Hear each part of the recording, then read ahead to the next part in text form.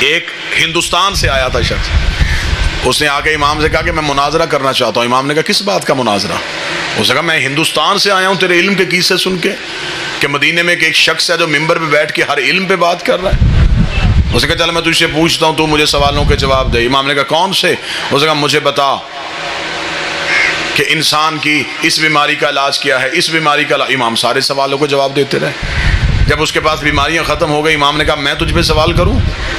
اس نے کہا کریں۔ امام نے کہا اچھا چل تو مجھے بتا، انسان کی پیشانی میں لکیریں کیوں ہوتی ہیں؟ تو مجھے بتا سر پہ بال کیوں ہوتے ہیں؟ تو مجھے بتا آنکھ گول کیوں نہیں ہوتی؟ تو مجھے بتا نتنے نیچے کی طرف کیوں ہوتے ہیں؟ تو مجھے بتا کوہنی پیچھے کی طرف کیوں مڑتی ہے؟ تو مجھے بتا کہ پاؤں کے تلوے میں یہ خلا کیوں ہوتا ہے؟ اس نے کہا یہ میں کیسے بتا سکتا ہوں؟ امام نے کہا تو نہیں بتا سکتا، ہم بتائیں؟ اس نے کہا آپ بتائیں۔ امام نے فرمایا سر پہ بال اس لیے ہوتے ہیں کہ سورج کی گرمی سے، سردی کی شدت سے دماغ کو بچا کے رکھے۔ اس نے کہا اچھا۔ مولانا نے فرمایا ہم آگے تمہیں بتاتے ہیں پیشانی پہ لکیریں اس لیے ہوتی ہیں کہ سر کا پسینہ آنکھوں میں نہ آئے۔ اس نے کہا یہ آنکھ کا آنسو نمکین کیوں ہوتا ہے؟ اب یہ جو بزرگ بیٹھیں گے یہاں داد یہ دیں گے۔ اس نے کہا اب آپ مجھے بتائیں کہ انسان کی آنکھ کے اندر جو آنسو ہوتا ہے اس کا ذائقہ نمکین کیوں ہوتا ہے؟ امام نے فرمایا اس لیے کہ آنکھ کے اندر چربی ہوتی ہے، چربی محفوظ کرنے کے لیے نمک لگانا پڑتا ہے۔ کان کا پانی اس نے کہا کڑوا کیوں ہوتا ہے؟ امام نے کہا اس لیے اگر کان کا پانی کڑوا نہ ہوتا تو انسان سوتا تو کیڑے کان کے اندر چلے جاتے۔ اس نے کہا آنکھ گول کیوں نہیں ہے؟ امام نے کہا آنکھ گول ہوتی انسان جو دوا لگاتا وہ بہہ جاتی۔ اس نے کہا ناک کے نتنے نیچے کی طرف کیوں ہیں؟ امام نے کہا اس لیے کہ سانس کھینچ کے دماغ کو پہنچا۔ اس نے کہا کوہنی پیچھے کو کیوں مڑتی ہے؟ امام نے فرمایا اس لیے کہ انسان آگے کو چلتا ہے۔ اس نے کہا ہتھیلی پہ بال کیوں نہیں ہوتے؟ فرمایا اس لیے کہ انسان چھو کے کسی چیز کو پہچان سکے۔ اس نے کہا پاؤں کے تلوے میں خلا کیوں ہوتا ہے؟ فرمایا پاؤں سیدھا ہوتا تو انسان چلتے ہوئے تھک جاتا۔ 132 سوالات اس نے سر کے بالوں سے لے کے پاؤں کے انگوٹھے کے ناخن تک بطول کے بیٹے سے کیے۔ امام ہر سوال کا جواب دیتے رہے۔ جب 132 جسم کے بارے میں پوچھ چکا تو اس نے اپنی پاؤں سے نالین اتاری، اپنے گھٹنے مدینے کی مسجد کے ریت پہ رکھے، ادھر وہ سر سجدے میں رکھنے لگا تھا، یا امام نے اس کے سر کے نیچے آ کے اپنا ہاتھ رکھا۔ امام کہنے لگا کیا کرنے لگا ہے؟ اس نے کہا تجھے سجدہ کرنے لگا ہو۔ امام نے کہا مجھے سجدہ کیوں کر رہا ہے؟ اس نے کہا جو باتیں تو نے بتائی ہیں یہ عالم نہیں بتاتا، خالق بتاتا۔ تو خالق ہے۔ امام نے سجدہ مجھے نہیں، سجدہ اسے کر جس نے ہمیں علم کے اس عہدے پہ بٹھایا جہاں ہم انسان کی کیا کائنات کی ہر چیز کی خلقت کو جانتے۔ فخر کیا کرو تم پوچھنے والوں کے ماننے والے نہیں، بتانے والوں کے اماموں کے ماننے والے ہیں۔ جتنا سینہ چوڑا کر کے زندگی گزارو اتنی گزارو، جیب میں ایک ٹکا نہ ہو، جیو فخر سے۔ وہ پیسہ امیری نہیں، علی کی ولایت امیری ہے۔ زیادہ دولت والا بندہ امیر نہیں ہوتا، علی ولی اللہ والا بندہ امیر ہوتا۔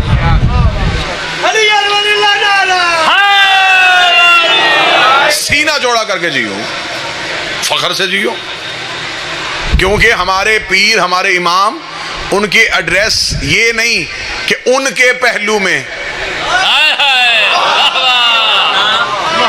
کسی نے پوچھنا جی میں نے اپنے پیر کی قبر پہ زیارت کرنے جانا، اور دوسرا کہے ان کے ساتھ۔ ہمارے ان کے ساتھ نہیں، ہمارے جہاں جاتے ہیں وہ جگہ مشہور کر دیتے ہیں۔ یہ مکے میں آئے تو معظمہ کر دیتے ہیں، یہ مدینے پہنچے منورہ کر دیتے ہیں، یہ نجف میں آئے تو اشرف کر دیتے ہیں، یہ کربلا میں پہنچے تو معلی کر دیتے ہیں، یہ مشہد میں جائیں تو مقدس کر دیتے ہیں، یہ کاظمین میں جائیں تو شریفین کر دیتے ہیں، یہ جگہیں معتبر کر دیتے ہیں۔ آج بڑے شکر سجدہ شکر ادا کیا کرو کہ آج ایک فرمان سننے کے لیے کئی جگہوں سے تمہیں وہ فرمان نصیب ہو جاتا۔ مصر کا رہنے والا شخص تھا، امام صادق کا دور تھا۔ بھائی بڑی اہم بات، بڑا اہم مسئلہ واقعے میں سنانے لگا۔ بندہ مصر میں رہتا تھا، غصے میں اپنی عورت کو طلاق دے بیٹھا۔ مصر کے رہنے والے مولویوں سے پوچھا جواب سے مطمئن نہیں ہوا، سفر کیا، مدینے آ گیا۔ جب وہ مدینے پہنچا تو حکومت نے امام کو نظر بند کر دیا تھا، امام کے علم کی وجہ سے امام کو گھر کے اندر قید کر دیا گیا تھا۔ جب وہ مدینے پہنچا تو مدینے پہنچ کے اس نے لوگوں سے کہا کہ وارث رسول کہاں بیٹھا ہے؟ انہوں نے کہا دربار میں۔ وہ جب سیدھا دربار میں گیا تو تخت پہ بیٹھا تھا، اس سے جا کے اس نے کہا جی کہ میں مصر سے آیا ہوں، کلمہ نبی کا پڑھتا ہوں، ساری زندگی میں نے رسول کو دیکھا نہیں، اسلام مصر پہنچا تھا، میں نے اسلام قبول کر لیا، مجھے مذہب اچھا لگا، میں نے مان لیا، اب میں بتوں کی پوجا نہیں کرتا، میں محمد کے اللہ کو مانتا ہوں، اس محمد کی رسالت کا اقرار کرتا ہوں، اس محمد کے وارث آپ ہیں؟ انہوں نے کہا جی ہم ہیں۔ اس نے کہا جی مجھے اس دین کا مسئلہ بتائیے، میں غصے میں اپنی زوجہ کو طلاق دے بیٹھا ہوں، اس بارے میں محمد کا دین کیا کہتا ہے؟ حاکم نے کہا کہ یہ مسئلہ میں نہیں بتاؤں گا، شام تک انتظار کر، شام کو جو دربار کے علماء آئیں گے نا ان کے سامنے اپنا مسئلہ رکھنا۔ وہ شام تک دربار میں بیٹھا رہا، سارا دن وہ دربار کا منظر دیکھتا رہا۔ شام کو مولوی دربار میں آئے، اس نے کہا جی کہ میں مصر سے آیا ہوں، غصے میں اپنی بیوی کو طلاق دی ہے، اب کیا کروں؟ انہوں نے جب اسے جواب دیا، اب میں اشارہ کروں گا، بعد میں کھل کے نہیں بتا سکتا، وہ سیدھا واپس آ کے حاکم کے پاس کہنے لگا جواب سن کے میں مطمئن نہیں ہوا، اتنا پتا چل گیا ہے نہ ان کا تعلق غیرت سے ہے نہ تیرا تعلق غیرت سے، یہ کوئی غیرت کا مذہب ہے؟ واللہ با حسین، میں ممبر کی عزت کا سب جتنے میرے شیعہ سنی مہربان بیٹھے، کتابیں لکھتی ہیں کہ اس شخص نے اپنی داڑھی کو نوچا اور نوچ کے کہنے لگا وائے ہو مجھ پہ، کیوں میں نے محمد کا کلمہ پڑھا، حیرانگی ہے مجھے، کیوں میں نے اسلام قبول کر لیا؟ یہ ایسا مذہب ہے؟ یہ اسلام کو برا بھلا کہتا دربار سے نکل رہا تھا، یا صادق آل محمد کے نوکر نے کلائی پہ ہاتھ رکھ کے کہا وارث کی پہچان تجھے نہیں ہے، گلا اسلام کو دے رہا۔ اس نے کہا پھر وارث کون ہے؟ انہوں نے کہا وارث یہ نہیں۔ اس نے کہا یہ کون ہے؟ انہوں نے کہا یہ تو تخت والے ہیں۔ نبی کے جانے کے بعد دو حصے ہو گئے اسلام کے، ایک تخت والا اسلام ہے، ایک غدیر والا اسلام۔ اس نے کہا یہ کون ہے؟ انہوں نے کہا یہ حکومت کے، یہ سگائے دنیا ہے، یہ دنیا پرست ہے۔ اس نے کہا پھر محمد کا وارث؟ اس نے کہا گھر کے اندر۔ اس نے کہا مجھے اس سے ملا کے لا۔ اتنا کہنا تھا، یا کتابیں کہتی ہیں اس صحابی کی آنکھوں میں آنسو ہے۔ اس نے کہا کاش تو پہلے آتا، محمد کا بیٹا محمد بن کے ممبر پہ بیٹھتا تھا، روز مجلسیں ہوتی تھی، روز درس ہوتے تھے۔ اب تو حکومت نے نظر بند کر دیا ہے، اب تو بڑا عرصہ ہو گیا میں بھی مولا کی زیارت نہیں کر سکا۔ اس نے کہا کس نے بند کیا ہوا ہے؟ اس نے کہا اسی حاکم نے۔ اس نے کہا ملے بغیر میں مان گیا ہوں وہ سچا ہے۔ اگلی سطر سننا، میں فضائل پڑھ رہا ہوں، فضائل۔ اس نے کہا میں مان گیا وہ سچا ہے۔ اس نے کہا ملا تو نہیں اور تو مان کیسے گیا وہ سچا ہے؟ اس نے کہا میں مان گیا ہوں جب اسے پابند کیا ہوا ہے، کیونکہ سچ پہ پابندی ہوتی ہے، جھوٹ پہ نہیں ہوتی۔ اگر اسے پابند کیا ہوا ہے تو وہ سچا ہے۔ اس نے کہا پھر اس نے کہا میں امام سے مسئلہ پوچھوں گا۔ اب یہاں میں نے جو بات کہی تھی کہ میں واقعے میں ایک بہترین نصیحت آپ کے سامنے رکھوں گا، جو سب دعا حاصل کروں گا۔ جس وقت وہ یہ مسئلہ پوچھنے آیا اس وقت مدینے میں ایسے جید صحابی موجود تھے جو یہ کہہ سکتے تھے کہ ہم امام کے نائب ہیں، ہم بتا سکتے ہیں کہ امام اس مسئلے کے بارے میں کیا کہتے تھے، لیکن نہ امام کے شاگردوں نے کہا کہ ہم امام کے نائب ہیں، اور نہ انہوں نے ایک مسئلے پہ فتویٰ دیا کہ ہم فتویٰ دے سکتے ہیں۔ نہیں، انہیں پتا تھا کہ جب حجت موجود ہو پھر غیر معصوم فتویٰ نہیں دیتا۔ نہیں، بات ابھی سمجھیے گا، جب امام موجود ہو پھر غیر سے مشورہ کر سکتے ہو، فتویٰ نہیں دے سکتے۔ ابھی تک ہر بندہ سمجھا نہیں، میں اشارہ دینے لگا ہوں، ایک بہترین اشارہ۔ اگر کیونکہ پیاسے کو چشمے کی ضرورت ہوتی ہے، پیاسا کام ہے چشمے کے قریب جانا، چشمہ پیاسے کے پاس نہیں آتا۔ اب کوئی پیاسا چشمے کو ڈھونڈے ہی نہ اور نالی سے پانی پی لے، اس میں چشمے کا کیا قصور؟ جب شیعوں کو پتا ہو کہ امام موجود ہیں پھر وہ غیر معصوم کے قدموں پہ ہاتھ رکھ لیں، اس میں امام کا کوئی قصور نہیں۔ اب وہ شخص مدینے میں موجود ہے، اسے پتا ہے کہ اس دیوار کے پیچھے امام ہے۔ اس نے کہا اگر مجھ میں اتنی طاقت ہوئی میں ملوں گا ضرور۔ صحابیوں نے کہا کیسے مل سکتا ہے، وہ تو نظر بند ہے۔ اس نے کہا مجھے نہیں پتا وہ کہاں ہے، انہیں تو پتا ہے کہ میں یہاں ہوں۔ بس آخری جملے کہنے لگا ہوں اور شیعت کا نتیجہ دینے لگا ہوں. اس نے کہا مجھے نہیں پتا وہ کہاں ہے, انہیں تو پتا میں یہاں ہوں, میں ان سے باخبر نہیں, وہ مجھ سے باخبر. اگر تو وہ مجھے دیکھ رہا ہے پھر وہ مسئلے کا جواب بھی دے گا, مجھے ملے گا بھی, مجھے بلائے گا بھی. انہوں نے کہا ایک دفعہ گلی میں جا کے حالت دیکھ. جب وہ محلہ بنی ہاشم میں پہنچا تو اس نے کیا دیکھا؟ سپاہی, فوجیں, چھتوں پہ سپاہی کھڑے. امام کی گلی میں مخبروں نے گھر کرائے میں لیے ہوئے تھے, وہ دروازوں کی اندر سے دیکھ رہے تھے کہ امام سے ملنے کوئی نہیں آیا. اتنا سخت پہرا. چلا گیا مدینے کے باہر. میں پوری ذمہ داری کے ساتھ گجرات کی سرزمین پہ یہ اعلان کرنے لگا ہوں, 3 مہینے تک وہ شیعہ مدینے کی گلیوں میں پھرتا رہا ایک مسئلے کے لیے. نہ کسی مولوی سے پوچھا, نہ کسی غیر معصوم سے پوچھا. 3 مہینے تک مدینے کی گلیوں میں امام سے ملاقات نہیں ہو رہی. تھک کے مدینے کے باہر جا کے بیٹھ گیا. بیٹھ کے کہنے لگا قصور میرا ہے, میرے اندر کوئی ایسی غلطی ہے جس کی وجہ سے تو مجھے مل نہیں رہا. شاید تجھے میری محنت پہ یقین نہیں. جنازہ اٹھے گا میرا یہاں سے, تجھے ملے بغیر نہیں جاؤں گا. مدینے کے باہر رو رو کے امام سے باتیں کر رہا تھا. یہاں پیچھے سے ایک سبزی فروش گزرا. اسے کہنے لگا کہاں جا رہا ہے؟ اسے کہا مدینہ. کیا کرنے؟ سبزی بیچنے. اسے کہا تو روزانہ جاتا ہے؟ روزانہ جاتا. اسے کہا وہ جو مدینے کے اندر محلہ بنی ہاشم ہے کبھی وہاں بھی گیا ہے؟ اسے کہا ہاں جاتا ہوں روزانہ, سبزی جو بیچتا ہوں, میرا کاروبار ہے, میں جاتا ہوں وہاں پہ. ایک لمحے کے لیے اسے امید کی کرن آئی. اسے کہا رک رک رک رک رک, سبزی بیچے گا؟ اسے کہا کیا لے گا؟ اسے کہا ساری سبزی بیچ. نہیں, شاید آپ ابھی تک ذہنی طور پہ قریب نہیں ہوئے. اب میں جس دہلیز میں داخل ہونے لگا ہوں اب تمہارے جسم یہاں ہوں گے, روحیں یہاں نہیں ہوں گی. سبزی بیچے گا؟ اسے کہا کتنی؟ اسے کہا ساری. لباس بھی بیچ دے. میرے کپڑے تو پہن, اپنے کپڑے مجھے پہنا. سبزی فروش بن گیا. سر پہ رکھی سبزی کی ٹوکری, سبزی فروش بن کے مدینے میں داخل ہوا. میرا بادشاہ حسین میرے لفظوں میں اتنی طاقت دے دینا کہ یہ لفظ تمہارے دلوں میں اتریں اور ایک بندہ مجمع سے چہرے میں چمک لے کے آنکھوں میں ولایت کی مسکراہٹ کے ساتھ یہاں پہ جواب دے دے کتنا اچھا شیعہ تھا, امام کی محبت میں سبزی فروش بن گیا, ضمیر فروش نہیں بنا. ہائے ہائے ہائے, محبت مولا میں روح بدل گئی.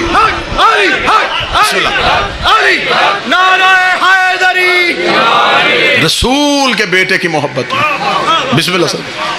لباس بدل لیا,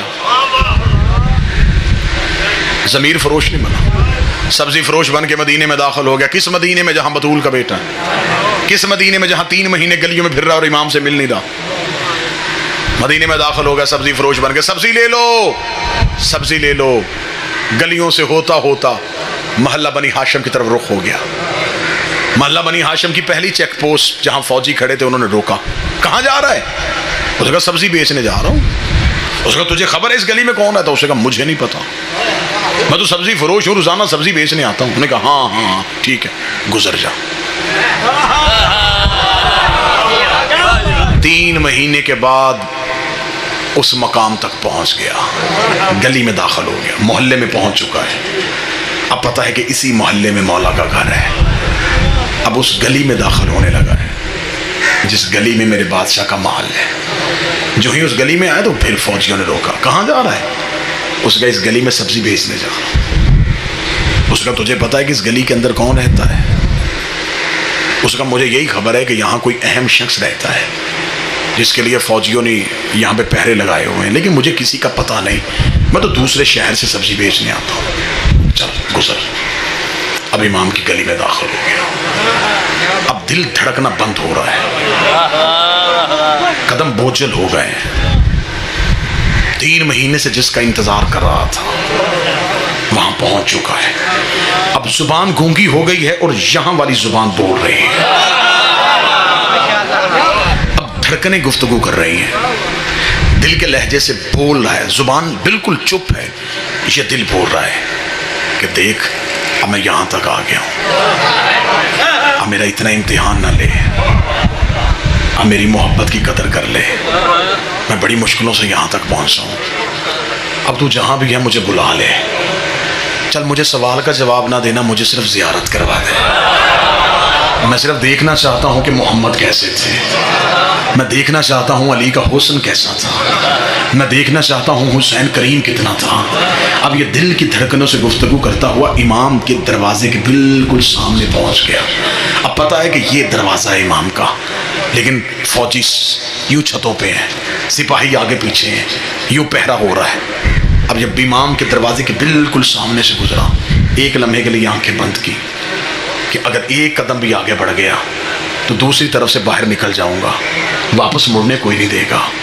اسی گھر کے اندر مولا بیٹھے, ابھی دروازے کے سامنے تھا, اگلا قدم آگے اٹھا نہیں تھا یا امام کے گھر کا دروازہ کھلا. نوکر کا سبزی فروش اندر آ, آج مولا نے سبزی دے کے لینی ہے, کل بھی تو خراب سبزی دے گیا. مولا ناراض ہو رہے ہیں, وہ کہہ رہے ہیں اسے اندر بلاؤ, آج ہم سبزی خود لیں گے. خوش ہو گیا, پتہ چل گیا کہ تیر چل گیا,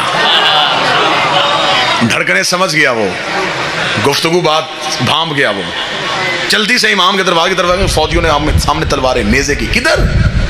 اسے کہا یہ غلام کہہ رہا ہے کہ اس کے مولا نے بلایا. اسے کہا تمہیں پتہ ہے اندر کون بیٹھا ہے؟ اندر شیعوں کا امام بیٹھا ہے, پابندی لگائی ہے حکومت نے, کوئی اسے مل نہیں سکتا, اور تو اتنی جلدی جائے گا؟ اسے کہا اس نے کہا کہ سبزی ان کے مولا نے دے کے لینی ہے, میں تو سبزی بیچنے جا رہا ہوں, مجھے کیا پتا کون ہے. سپاہیوں نے کہا ہم تیرے ساتھ چلیں گے. 2 سپاہی پھر ساتھ چلے, امام کے صحن کے اندر جا کے ٹوکری رکھ کے بیٹھ گیا. کتنا خوش نصیب تھا. اب جتنے نمازی میرے ساتھ شامل ہیں مجھے اتنے ہی چاہیے تھے, جن کے عقیدے کا وضو ٹھیک ہے وہ اگلی صف میں آ گئے ہیں. یوں امام کے صحن میں بیٹھا ہوا, اور نظریں ہیں حجرے کے پردے پہ, پتا ہے کہ اس حجرے سے باہر آئیں گے. سپاہی سر پہ کھڑے ہوئے ہیں, نظریں حجرے پہ ہیں, دل کی دھڑکن قابو سے باہر ہے. ایسے انتظار کر رہا تھا جیسے موسیٰ طور پہ کرتے تھے. یک لخت حجرے کا پردہ اٹھا, امام کا پہلا قدم صحن میں آیا, سر پہ رسول والا امامہ, ابو طالب کی ابا, ہاشم کی دستار, عصائے موسیٰ کو ہاتھ میں لیے ہوئے, انگشتری سلیمان کو انگوٹھی میں پہنے ہوئے, چہرے پہ حسن والی مسکراہٹ, علی والا حسن. یہ امام کو ایسے دیکھ رہا تھا جیسے مصر کی عورتیں یوسف دیکھ رہے ہیں.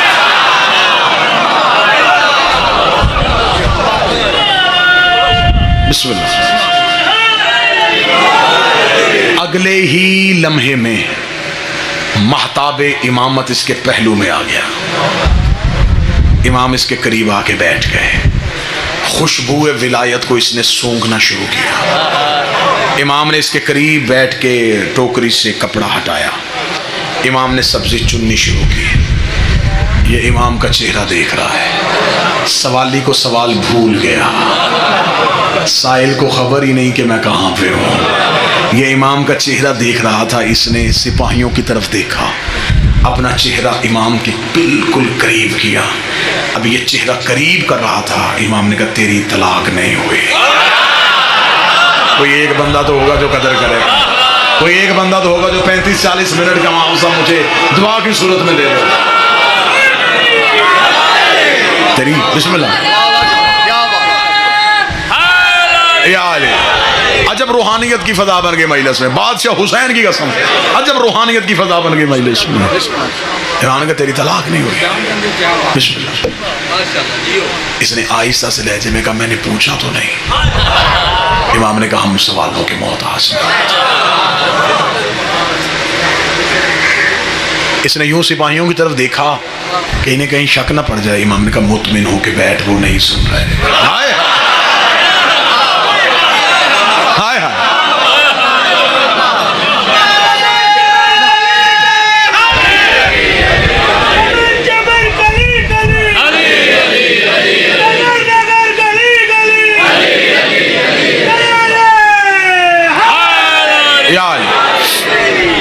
مطمئن ہو کے سن. وہ نہیں سن رہے. مالک کیوں؟ فرمایا ہم وہی ہیں جو معراج کے پردے میں بولے تھے. اس کا مولا 3 مہینے سے بیٹھا ہوں مدینے میں, مصر واپس جاؤں گا. لوگ پوچھیں گے کہ صرف اتنا پوچھ کے آ گیا کہ طلاق نہیں ہوئی, کوئی دلیل؟ کاش وقت ہوتا. امام قرآن کی آیتیں پڑھتے, امام نانے کی حدیث سناتے. امام نے کہا جا کے مصر والوں کو صرف اتنا کہہ دینا تو انہیں طلاق دی تھی غصے میں. غصہ حرام ہوتا ہے اور حرام حالت میں حلال کام نہیں ہوتا. کتنی وزنی دلیل بھائی, اس دلیل کے بغیر اب دوسری دلیل کی ضرورت ہی نہیں. امام نے کہا غصہ حرام ہے اور تو نے حرام حالت میں حلال, بغیر وضو کے نماز کیسی, حرام حالت میں حلال کام کیسا؟ امام نے کہا تیری طلاق واقع نہیں ہوئی. اتنا کہنا تھا یہ یا علی کہہ کے اترا. سپاہیوں کی آنکھیں کھل گئیں, اس کو دونوں کاندھوں سے پکڑا. اچھا تو بھی محب ہے, بھیس بدل کے آیا تھا, تو نے ہمیں دھوکہ دیا, ہم تمہیں زندان میں ڈالیں گے, یہ کہہ کے کھینچ کے لے کے جا رہے تھے. اس کے چہرہ امام کی آنکھوں پہ تھا, امام کے چہرے پہ ہلکی سی مسکراہٹ تھی. اس کا اب مجھے کوئی ڈر نہیں ہے, اب چاہے یہ مجھے قتل بھی کر دے, مجھے زندگی کا مزہ آ گیا. میں نے تیری زیارت کر لی ہے, اب مجھے زندگی سے محبت نہیں رہی. لیکن جاتے جاتے مجھے ایک سوال کا جواب دے دے. 3 مہینے جو میں مدینے میں پھرتا رہا, کئی دفعہ میں مصر واپس جانے لگا, آدھے رستے سے واپس آیا, مجھے کون سی چیز ہے جو واپس جانے نہیں دیتی تھی؟ امام نے کہا اگر تیری ماں آدھے رستے سے واپس نہ آئی ہوتی تو بھی آدھے رستے سے واپس نہ.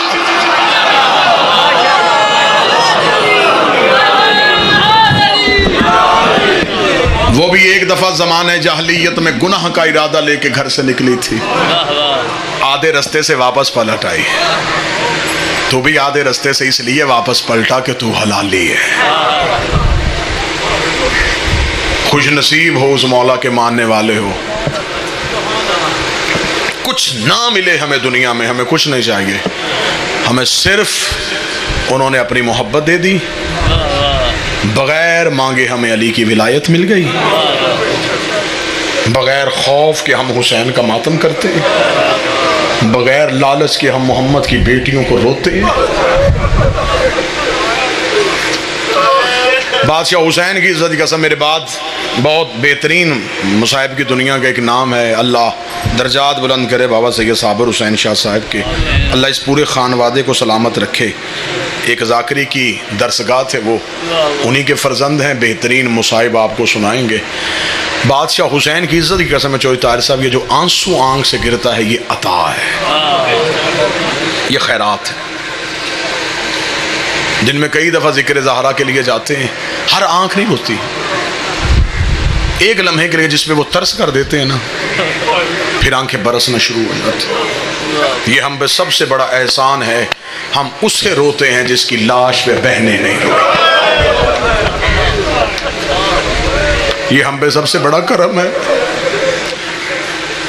اگر کوئی میرا اہل سنت بھائی بیٹھا ہے, میں منت کر کے کہوں گا, میں شیعہ قوم کا خطیب ہوں, تمہارا مہمان ہوں. زمانے کو ہم سے کیا شکوہ ہے؟ ہمارے رونے پہ پابندی کیوں ہے؟ ہمیں رونے کے لیے اجازت کیوں لینی پڑتی ہے؟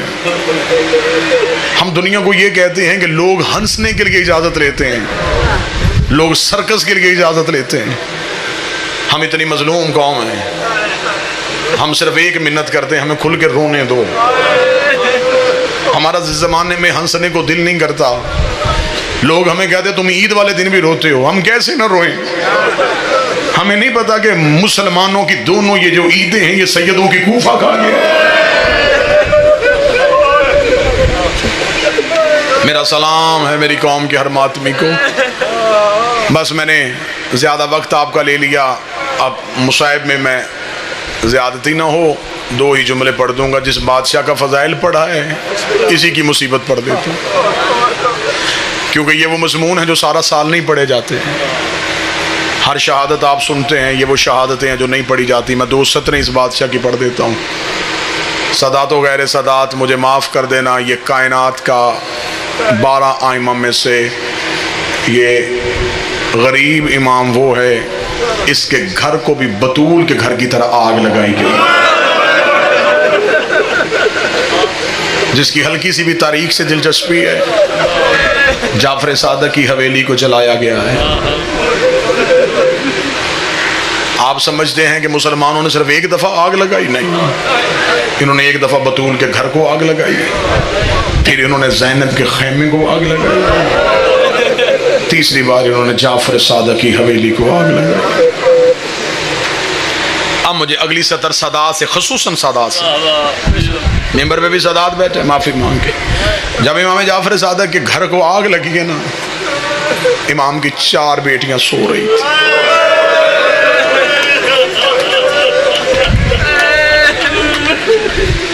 منصور کے کہنے پہ ابن زید ملعون آگ لگانے کے لیے آیا، بس 1 یا 2 جملے پڑھنے، میں نے 1.5 یا 2 منٹ کوشش کرنا، 1.5 یا 2 منٹ میں ماتم بھی ہو جائے، گریہ بھی ہو جائے، جو رو نہ سکے وہ ہائے کہہ دے، وہ بھی عبادت میں شامل ہو جائے گا، اس کی بھی عشق کی نماز مکمل ہو جائے گی۔